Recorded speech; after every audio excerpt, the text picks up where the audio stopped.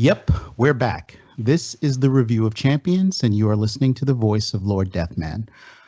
I'm your host, and on today's show, we're breaking down the second episode of the hit Disney Plus series, The Falcon and the Winter Soldier. The Star-Spangled Man introduces a bevy of new characters, including John Walker, the new Captain America, his partner, Lamar Hoskins, Carly Morgenthau, head of the anarchist group, the Flag Smashers, and the shadowy Power Broker. Meanwhile, Bucky and Sam navigate a tense reunion while attempting to gather intel on a growing plot to thwart the newly formed Global Repatriation Council. Before we go any further, be advised that this discussion contains spoilers for episode 2 of The Falcon and the Winter Soldier. If you are enjoying our content, please consider hitting the like button and subscribing to the channel. Also, be sure to follow the conversation on Twitter, Facebook, and at Sakars. Okay, with our prelims out of the way, let's introduce today's panel. When I say your name, champion, please say hello to our listeners. Grandmaster, what's up? Hi, everybody. I'm happy to be on the panel again today. Stanton, how you doing today? Great. Good to see you guys again. I'm still loving this show a ton, so okay, we talk about it. Outstanding. And Taylor? Hello to everybody. All right. We've got the panel introduced, so let's dive right into our review and breakdown of the second episode of the Falcon and the Winter Soldier. There's always a mouthful with that title. This episode was called The Star-Spangled Man. I love that title, and I hope they keep up the trend with these really great sounding sort of Americana titles there. But Grandmaster, why don't you kick us off? What were your thoughts on this episode? What were the high points? What were the low points? Tell us about it. First up, I love the fact that they put the chorus line theme in the beginning during the Marvel logo, and of course that played through to the scene at the high school football field. I love that they did that. The Star-Spangled Man with a Plan. Well, I loved it. I was actually pleasantly surprised by John Walker. He didn't come across as a villain at all. He was a bit mean to Sam and Bucky at the end, but I can understand him from his point of view at that moment. So I'm not so sure what we talked about last week, and he may be the big villain. I strongly doubt that actually at this moment. But overall, to the episode. Great episode. The chemistry between Anthony Mackie and Sebastian Stan, that exploded off the screen. They are so great together. The banter, everything is so great. That scene where they have the couples therapy session, that cracked me up. But it also was deeply emotional and really hit the core of the show. What the Winter Soldier said to Sam. You can see the theme of racism is slowly incorporated into this show. At least that's what they're hinting at. I'm not sure if it's really going to be like that, but they're hinting that. And the action was great. The action scene on the trucks, I loved it. I'm going to give my rating later, but it's a higher rating than last week. I will tell you that. Outstanding. Before I move on, let me ask you, what do you think about this week's action sequence with the two long haul trucks and the battle across trucks? Yeah, amazingly done. I mean, I love the fact that they. You had, of course, that little twist. If you saw the trailers, you already knew it was coming.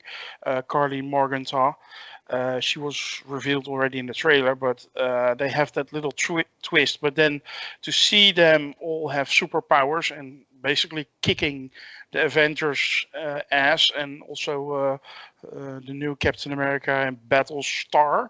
I hate that name, by the way, but anyway, they also stand no chance. The action was very well shot, and they used the particular strength of the characters very well.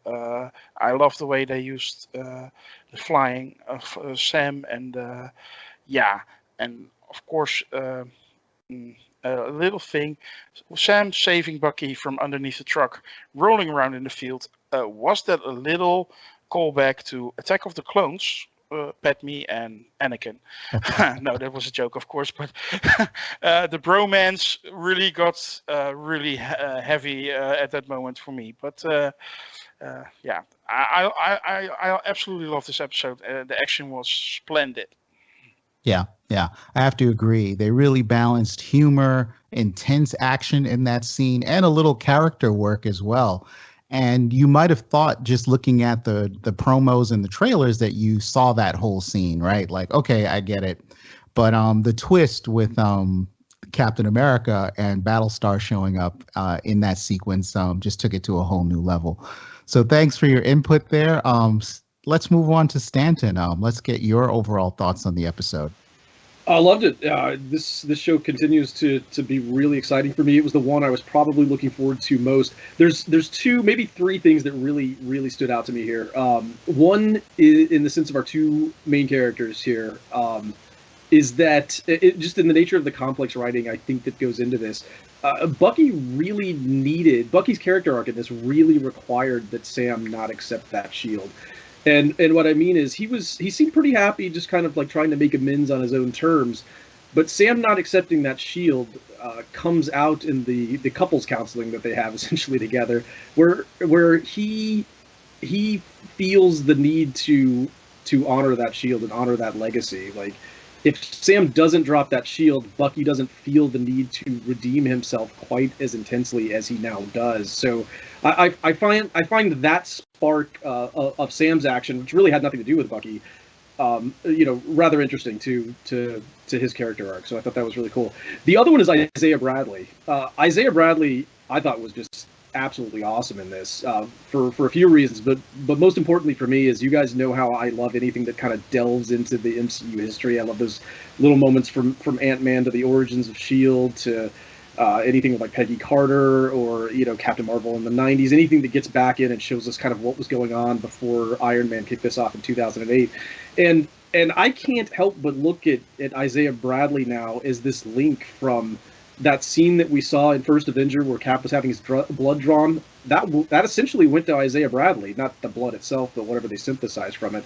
And then when Bradley's sitting there talking about how he was put in prison and had his blood drawn, that links probably to whatever was going on in Incredible Hulk, where you see Ross developing or taking off ice an outdated super soldier serum there. So I'm linking all of that together. That's what it feels like to me, and I just find that interesting that you have like a second and third generation of this serum that keeps getting resynthesized and probably is less perfect as it goes along. So I thought that was kind of cool.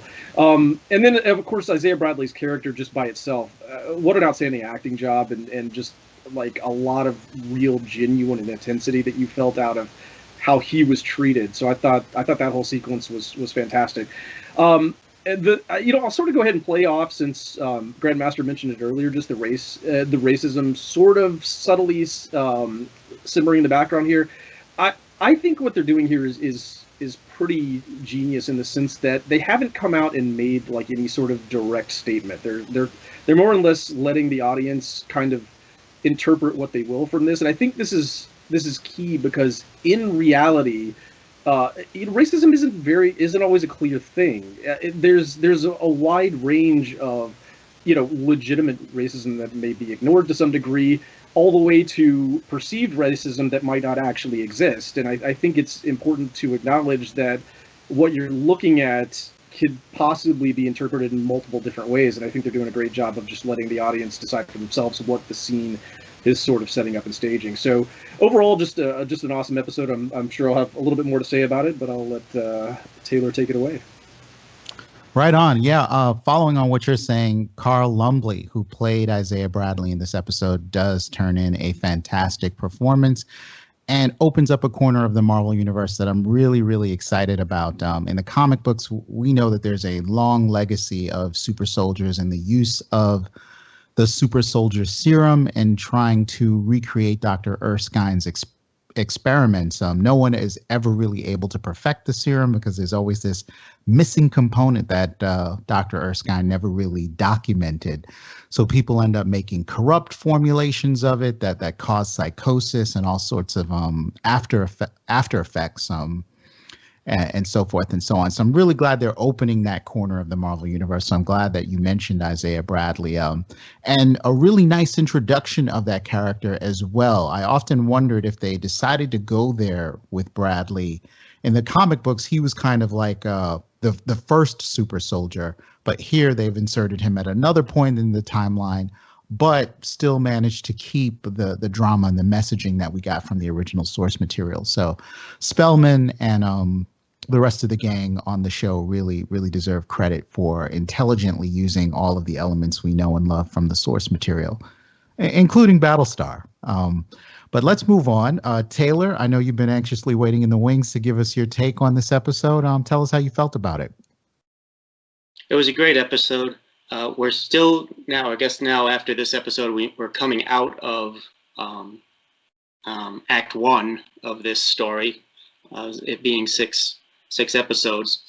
So the setup, I think, is set. We found out a lot of backstory and information about the villains, the two unhappy partners are teamed up. We found out quite a lot about the new Captain America and his partner, the Sergeant Major, Battlestar.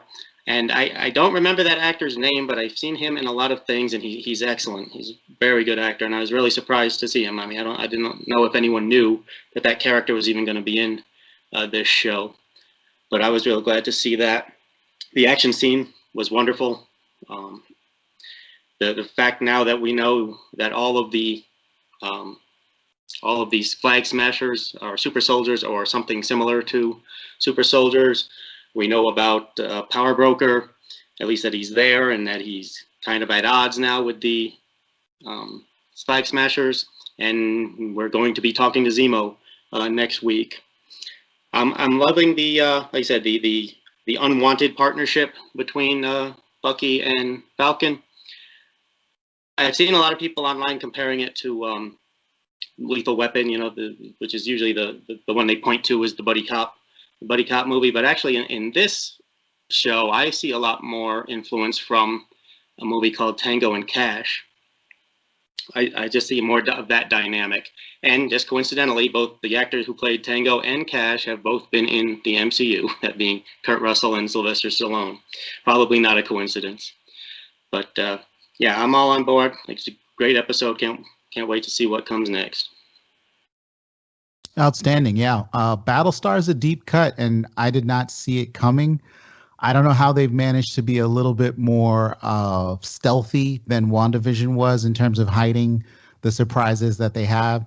They tend to put a little bit of clues into the ending sequences when you see the kind of distressed text and images that they're quickly showing some messages on. But really glad they went there, because Battlestar, even when we were reading the character in the comic books, seemed a little silly. At first, they called him Bucky because he was Captain America's sidekick, but that turned out to be a problem for some readers, given the racial connotations of the name. So they changed it to Battlestar. But here he is in the series, and I think the guy's name is something like Clee Bennett or something like that. But you're right. You do see him around as a character actor quite a bit, especially in sci-fi stuff, and he's always really good. So, that being said, yeah, I think those are the key takeaways I'm getting from Taylor's comments. But I'll let him continue on. Go ahead. Yeah, I'm sorry. I just wanted to add a couple more things. I really like the development of the new Captain America so far. We found out a lot about him. We at least have an idea of where he's coming from, or at least what he wants us to believe he's coming from. At this point, I agree with Grandmaster. I don't think he's a villain at this point. That could change. And I also agree with Grandmaster that, when he said "stay out of my way" at the end, I didn't see that as being an asshole. I see a lot of people online saying he was being an a-hole. Sorry, I might have used the wrong word there. He may have been an a-hole, but he offered several times to work with them, to work together, to team up, to work towards the same goal. And they just kept pushing him off and brushing him off. And quite frankly, they were quite rude to him. Now, they had their reasons for that. But I don't blame him for that one line at the end of, fine, just stay out of my way if you're going to do it your way. Right. I tend to agree, and I think they humanize the character a lot more than his portrayal in the comic books, which is borderline sadistic when you compare it to the source material. But here they've made it so that he is a character that's in opposition to our heroes, the heroes of the show, but at the same time, he's not altogether unlikable. And I thought his introduction as a character is probably one of the greatest I've seen in the MCU in a long time. The hometown boy sort of makes good, giving us some insight into his doubts and fears about taking on the role, telling us a little bit about him in these short vignettes before we get to the Good Morning America interview on the football field. Thought it was a really, really thoughtful, great introduction. This episode was a high point for me in the series of 2 episodes so far. But Grandmaster, you had some additional thoughts? I have thought about U.S. agent John Walker. I love the fact that Lamar said to John, you can't punch your way out of a situation anymore. Well, that's what the MCU actually does. People punching their way out of situations, but that's another. But I actually have a question or thought about the flag smashers themselves. If I understand correctly, they want to have a united world, no flags. I actually have a hard time seeing that as a villainous plan. What's so villainous about it? A united world at peace is actually something to be desired, is it not? How do you guys feel? Sorry, I just wanted to ask this question. I hope you permit me, Lord. No, not at all. I think it's a relevant question. Depending on how you look at it, their way could be seen as villainous. It could also be seen as the next step forward in terms of how we relate to each other on this planet. I think, though, that the key point of what they're trying to accomplish is that when there was half as many people on the planet, it probably made sense for us to start thinking about world government or getting closer to some arrangement that looked like that. And it probably looked like for a while there was momentum towards that happening. But with everybody coming back suddenly, the old systems made more sense. Let's stay in the pockets. Let's be what we are culturally. Let's not make this move towards, like a Federation style Earth in Star Trek. So, but Stanton, your thoughts? Just because he asked. I think it's one of those things that sounds like a good plan. I could almost compare it to what Alexander Pierce was doing way back in the Winter Soldier. Getting rid of dangerous people and everybody else can just live at peace. It sounds like a good idea, but the execution of doing such a thing, especially in our current society, is potentially highly problematic. You're effectively asking to tear down governments in order to and civilizations in order to make that happen. And it's not that it's a bad goal, but there'd be a lot of question marks in how ready we are to actually accomplish such a thing. So at this point, it's probably a little bit more destructive than it is creative. But that's a big, long political discussion. But it depends on how they go about executing it, I suppose. So it's not so much about the goal; it's the way the goal is reached. That is the villainous part of it. It is, and I would just say, wanting something like that, like a more Star Trekian type of environment where everybody has everything. It's not something it's not like that's a bad goal in principle. It's just that it's maybe not something that's a short-term goal. It's something that is, hundreds of years or something like that in the future, and maybe not something you can do in the next decade. So, yeah. And I would imagine these people aren't looking to establish a long-term track to get there in 200 years. They're looking to do it tomorrow, which is the villainous part. Yeah. Okay. I understand that. Good. Thank you for answering my question. Taylor, did you have any thoughts on that in terms of the Flag Smashers goal? Yeah, I agree with Stanton. I don't think they're going to ask the world to take a vote on this. They're going to try and force it onto people. Other people may disagree with them. I don't think they care if others disagree. They are decided their goal is good. Maybe it is, but they're going to force it on the rest of the world, and that is not the way things get peacefully accomplished. Yeah, there does seem to be a little bit of impatience and naivete in the Flag Smasher manifesto.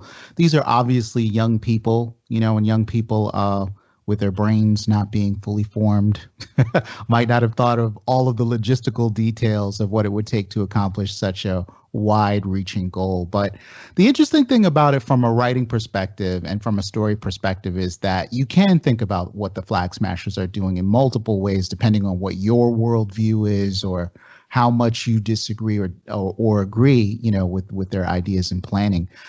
I don't necessarily see them as the bad guys of this series after episode 2. I think we're going to be looking at far more shadowy figures, and there may not necessarily be a cut and dried bad guy. You may just have several actors trying to work towards their own interests and just colliding with each other. I'm loving that world hopping, feel. We're going from Slovenia to Berlin, and then we're in Baltimore. So we're all over the map in the cities, which is part of the early predictions I think this group made about this being a political theater, a political thriller that would play out on a world stage. So, yeah, great comments. But Stanton, you had a little more to add?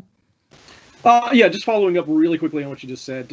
It's hard to speculate, and I don't want to get too much into it in this show, but in terms of there could be more to it, I think it's starting to emerge that how they got their powers and what the power brokers have to do with that and where the super soldier serum came from might actually be more important than whatever the Flag Smashers themselves are actually doing. We'll see if that plays out, but that seems to be a possible or probable path that this is going down. So. Yeah, I couldn't agree with you more. I think there is a lot more to this than meets the eye. But guys, let's start going around the table and getting the 1 out of 10 rating for this episode, the Star Spangled Banner. I'm going to start the Star Spangled Man. I'm going to start with Grandmaster. What is your rating on this episode? I was a bit cautious last week because I wanted to see how the show developed. Well, it developed in a perfect way for me. I'm going to give this episode a 9 out of 10. All right, a generous score. I think it mirrors your score of the last episode, if I'm not mistaken. No, I gave a 7 out of 10. A 7 out of 10. Oh wow! Yeah, okay. I don't remember the number. I'm actually moving up. So the show has it was good, but now it's great. Outstanding. Stanton. No, you guys are forcing me into numbers. I'll go with a 9 here. No particular reason that I can see to take anything off. Really, it did so much good. I loved Walker's evolution, his backstory, how good he is. That guy's good, man. Three Medal of Honors. That guy's really good. I loved Isaiah. I love the budding relationship with the evolving relationship with Sam and Buck. I'll just go 9 here, just because it's a second episode. They're still ramping everything up, and I know I gave the first one a 10, but 9 here will do. All right, and Taylor, 1 out of 10. What do you think? Yeah, I also give it a 9 out of 10. I think, again, as we transition from Act 1 to Act 2, I think the action is going to get really hot. I think the actual villains and the actual plot, the actual arc that this show is doing is going to become much more clear. And I expect it to really take off from this point. At this point, 9 out of 10. Outstanding. All right.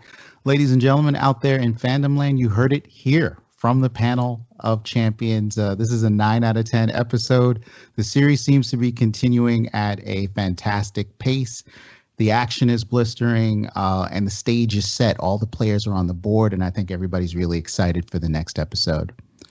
But okay, it is time for the segment on the show called Cannon Fodder. Cannon Fodder. In which we take a look at some of the latest fan theories that are out there in the wild, and we let the panel give them a buy, sell, or hold rating. I can see by the looks on the panel's face that they're ready to judge critically on what the fans are thinking out there. I've got a few hot takes on the board here in terms of the spectrum of fan theories. So I'll start with our first one, which is this series is going to introduce the Weapon Plus program. So for our listeners out there who might not be familiar with that from the Marvel mythology, Weapon Plus sort of encompasses super soldiers. Weapon Plus was started shortly, I should say during World War II. And the idea was we needed to prepare to fight the wars of the future. And Captain America represents the first weapon in the Weapon Plus program. And there were subsequent weapons all the way up to 10, which would include mutants like Wolverine. And that entire program sort of has its own mythology in the Marvel comics. And a lot of the fans persistently say that we're going to do a deep dive into Weapon Plus and look at some of the subsequent weapons after Captain America leading up to mutants. Let's get the buy, sell, hold rating on that from the Grandmaster. I'm going to hold on that one because we get Isaiah Bradley. That is a sort of continuation of what they did with Steve Rogers. So that element is definitely there. So I could see it happening. I do wonder if that's really gonna happen, because it's a short show, and I don't know if they have enough time to create such an elaborate plot line. But I'm definitely gonna hold on this one. All right. A hold rating here, and I tend to agree with you. Time would seem to be a factor against this theories and the fans pushing for it. But Taylor, let's get your thoughts on it. Weapon Plus debuts in the Falcon and the Winter Soldier. Buy, sell, or hold on that? Sell. It's not going to happen. The show is, just like you said, it's too focused. There's only 4 episodes left, and there's a lot to do. I don't think they're going to bring in more complexity at this point. Other than, maybe an Easter egg or a hint of something to come in the future, but not in any large sense. Yeah, I tend to agree. We don't seem to have the time to delve to it. So not to let the fans down, but that's a hard sell from Taylor. And Stanton, your thoughts on this? Weapon Plus? I'll be a little controversial. I'll go ahead and slightly buy it, but only just for a couple of pennies. I'm talking major discount here. Now, yes. Here we go. Now, the only reason I'm saying that is because I agree with the other guys, including Taylor, who will be laughing at me, because they're not going to delve into it very deeply here. I just think all I'm suggesting is that we've got Isaiah early on in the first couple of episodes here, and there may be a mention or some little reference into the history of what's gone on there. They're not going to do a major thing with it. They're not going to get into mutants or Wolverine or anything like that. But they may drop that there were further programs and experimentations on that. So at a very, very, very cheap rate, I will take that slightly. All right, we get the upset from Stanton with a soft buy for a few pennies. But Taylor, you wanted to follow up on that? Yeah, there's no little bit pregnant here. There's no quibbling. It's either a sell, a buy, or a hold. You can't be a little bit sell. I think he's buying with the option to sell. Well, all right, guys. I needed other investors. Anybody wants to jump in on this and split it with me? He's going to start the IPO for Weapon Plus on. I'm broke. Sorry. All right, guys, let's move on to our second one. This one is really something the fans want to see, and they're not dropping this. I think there's going to be a little bit of a revolt if number 2 doesn't happen here, but everyone seems to believe that Baron Helmut Zemo will form the Thunderbolts within the Falcon and the Winter Soldier. I'm going to start off with Taylor to see what you think about an introduction of the Thunderbolts by the end of this series. Well, I don't know a whole lot about the Thunderbolts from the comics. I didn't know Baron Zemo had any involvement with them in the comics. Maybe they don't. Maybe the fan theory is not related to the comics. But I'm going to sell. Okay. Ask a question and get an answer. For those who are listening, the Thunderbolts form a team of villains. You could call them Marvel's equivalent of the Suicide Squad. They get formed by Baron Zemo, and they're kind of lent out to the government for black ops and missions of that nature. They started off kind of as impersonating popular Marvel characters, having villains do that who had similar powers, but there's a huge redemption arc within the Thunderbolts in which a villain will sort of take on the mantle of a hero and sort of make up for some of the wrongs he might have been doing in the Marvel universe. And I think that's why the property is so near and dear to so many fans' heart. And with Baron Zemo on the board, Thunderbolts fans are just totally ready for this to happen. I have my doubts, but people are, as always, connecting the dots in a certain way that might support it. But let's move on to Stanton. Let's see how your hold, buy, sell is going on that. No, I'm going to sell this one for sure. And the reason is I don't think we're ready for this. You've got things like Black Widow coming up where you've got Taskmaster. You've got other potential people that could be involved. The She-Hulk has Abomination coming back. That type of thing. So I don't think we're quite ready for this. I'll just say that Zemo likely may be involved, and whatever he's doing here could lead to his involvement with the Thunderbolts. But we're not starting a team in this show, I don't think. I don't see how... Like we've said previously, this show is going to be focused on Sam and Buck doing their thing to take out whatever's going on with the other people, and I don't know that I see a whole other team suddenly showing up. It's just a lot of characters to throw in the next 4 episodes. I don't see it happening. Yeah. I tend to agree. I mean, the government may grudgingly lease the services of the Baron to do what he does that no one else can do in the intelligence community, but him forming a whole team, that does seem like a hard sell. But Grandmaster, your take on this? Are you buying? Well, Arch kind of stole my thunder, but bold of him. Thunderbolt. No pun intended. No, yeah, it was intended. A bit lame, but anyway. But yeah, I agree with Arch. I think it's one of those. You can go back to phase 1 of the MCU where they drop characters left and right, and then eventually they will form the Avengers. I think the Thunderbolts are coming, but I don't expect it to be in the show. They will start to hint at it, and so definitely sell actually on this one. Okay, that's a sell, but it sounds like you're going to watch the activity on the stock that they're laying. Exactly. There. They're coming, no doubt in my mind. They're coming, but not right now, not this show. Okay, that is totally fair, guys. So let's go through our last fan theory for the Cannon Fodder segment. This one, the fans never cease to amaze me and surprise me with the surprise characters that they want to see show up on these shows. And of course, Falcon and Winter Soldier is no different in that there is a character that people would love to see from the greater MCU drop in on Sam and Bucky. And we have a groundswell of fans that believe the Black Widow will appear in the Falcon and the Winter Soldier. But with a twist, it won't be our beloved Scarlett Johansson. Florence Pugh's Black Widow is going to show up in the Falcon and the Winter Soldier. I'm going to immediately start taking our buy, sell, hold ratings, and I'll start with Stanton. Sell. No. It's not that it's impossible, but we've still got other characters that are introduced. We've got Agent 13 coming in, so I'm not really sure what Florence Pugh would show up specifically for anyway. It seems like Zemo's going to be showing up next episode. I don't know when Agent 13's showing up, probably the episode after that, but we've just got to, I think we've got enough going on here. I'm not really seeing that as adding much to it. She'll be around, for Black Widow, and probably after that, then that's enough. Okay, we've got a hard sell from Stanton. Grandmaster, your take. Yeah, I'm going to give this one away again, just like last week.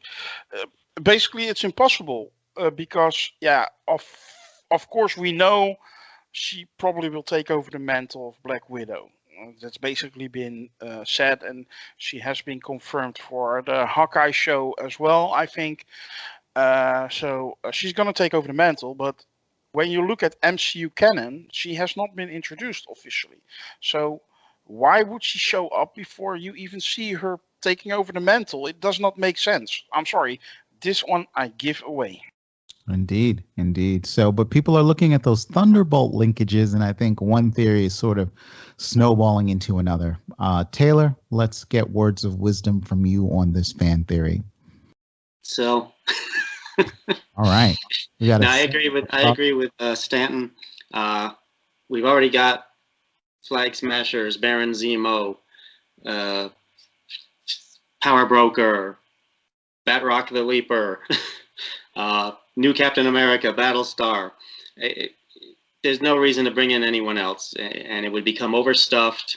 And the MCU, if we learned anything from WandaVision, and we actually learned a lot of things from WandaVision, but one thing we learned is less is more. You don't need to overstuff these shows. Yeah, and can't we show a little bit of gratitude? I mean, by episode 2, we've gotten a ton of key players out of the Captain America mythology going on in this show already. I mean, it's not like we're starved for major and minor characters and new characters in this particular series. So, guys, thank you for sounding off on all 3 of these theories. So, you know, fans out there who are listening to this, you've heard it from the experts. I hope you're willing to take that into consideration when you're developing your next fan theory. And next week, we'll look at what the fandom has to say with episode 3. So I want to open up the floor to closing remarks on the Star-Spangled Banner from anyone. Anything to add with regards to what happened in the episode that you might have liked or disliked, Grandmaster? Well, of course, we got a little bit of Zemo already in this episode, but it was so minor we did not have the need to discuss this. But I actually loved that end of this episode where they play the Requiem of Mozart while they move to Berlin and then to the cell, and you see Zemo like he heard they're coming. It's I thought that was a great ending of the episode, and he was one of my favorite villains in the MCU so far. I know a lot of people disagree, but I actually liked him a lot in Civil War, and I'm really looking forward to him showing up again in the show, and a good start. Outstanding. Stanton? Yeah, just a couple little quick things. One was that Falcon loses Red Wing in this episode, something not a small little detail, because I think it frees him up potentially for a new prop of some type. We're not sure. So that, and also I just want to continue doubling down on my idea that these two might end up sharing the mantle. One, they're both highly motivated to protect Cap's legacy. That I said that earlier. That's what got Bucky into the game, is that Sam kind of let that get away from them a little bit, and Bucky feels ownership over it every bit as much as Sam. So they're in this together, and also they went to couples counseling together. They're trying to work together. Like, so I just feel that there's a bond there, and that the end of that might be them sharing this mantle together. But we'll see. I'm not hard buying on that, but I still think it's there. I still think it's there. I think that has a lot of merit. The idea that we are Captain America, might be something that is a theme as we go forward with the series. And Taylor, your closing remarks? Yeah, I agree with Grandmaster that Baron Zemo is one of the best villains in the MCU, and for a lot of reasons. I also think just in general, he's a fantastic comic book movie villain. For the same reason that I talked about in the last segment, less is more. Every villain does not have to be a cosmic godlike alien with an army of CGI monsters behind him. You can be an excellent villain born right here on planet Earth who uses his brain and presents a huge challenge to superheroes. Yeah, well said. Amen. I hope the fandom is listening to what Taylor has to say on that, guys. So I want to thank the panel for joining me today for this review of The Falcon and the Winter Soldier second episode. That concludes today's episode of the Review of Champions. If you enjoyed the conversation, please be sure to like, share, and subscribe, and sound off in the comments on this video on YouTube. Everyone, Be safe out there.